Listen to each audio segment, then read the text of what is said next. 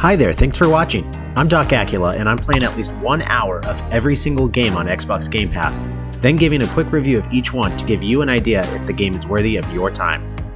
Let's take a look at Crown Trick. There's no shortage of roguelikes on Xbox Game Pass. In fact, it's almost a little surprising when a game is released and it doesn't have roguelike elements. So the question is, does Crown Trick stand out from the pack, or does it get lost in the crowd? And more importantly, is it worthy of your precious time and hard drive space? Did you ever play Pokemon Mystery Dungeon? Because that's the exact type of roguelike you're getting here. It's technically turn-based, so enemies can only move when the player moves. You'll move through dungeons along a grid, clearing rooms of enemies and finding equipment to upgrade your abilities. Eventually, you'll fight many bosses and bosses who become your bestest buddies when defeated. However, rather than having an actual companion on the battlefield, they lend you 2 abilities that you can use for your own. Each companion has an elemental type, like fire, water, poison, electricity, etc. You can have 2 companions equipped at any time, for a total of 4 abilities. This seems to be one of the 2 main hooks for Crown Trick. The other hook is your ability to instantly teleport a certain number of squares around your character without using a turn, meaning you can move and act in 1 turn. You can only use this ability a few times in a single room, so you'll have to use it strategically. This made for some satisfying maneuvers where I could get behind an enemy and then light them up. Going back to the companion mechanic, I felt that there was certainly an interesting idea here, but some of the execution was a bit lacking.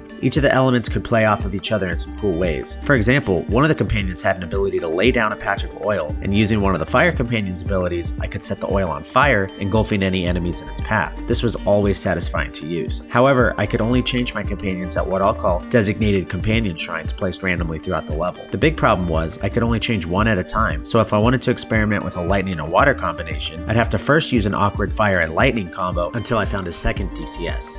Designated companion shrine. In case you forgot. This discouraged experimentation and felt needlessly limiting. The boss encounters were mostly pretty fun, and they squarely hit what I would consider to be the sweet spot for difficulty. I was constantly on my toes, feeling like I had to be close to perfect or I would die, but I never actually died during my hour of playing. But outside of the bosses, there really wasn't much else super interesting going on. All in all, Crown Trick was perfectly serviceable. It wasn't unenjoyable at all, but I didn't feel like it did enough to stand out in a saturated market. If you're just a huge fan of Mystery Dungeon games and want more, this game seems like a great pick for you. Beyond that, with roguelikes coming in so many different flavors, it can be a little tough to find one that's slower paced, not too difficult, and really focuses on the RPG side. With all of that said, this seems like the kind of game that you already know by now whether you're interested or not. With that in mind, I would maybe recommend Crown Trick, especially for the right person. Thank you so much for watching.